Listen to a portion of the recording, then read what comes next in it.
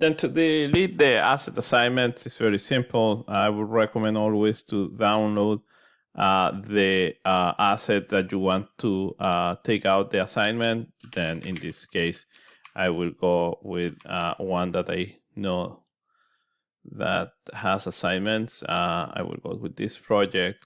When I say download, it will bring me all the different assets that I have there. I will go to the assignment piece, and then it's simple as just putting the information that you need to put there. In this case, in the assignment upload action, I will just put delete.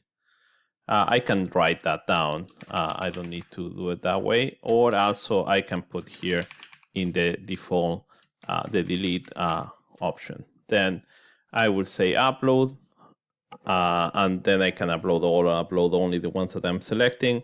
And then when that is finished, I can just come to the status, and you will see that there the assignment now is deleted.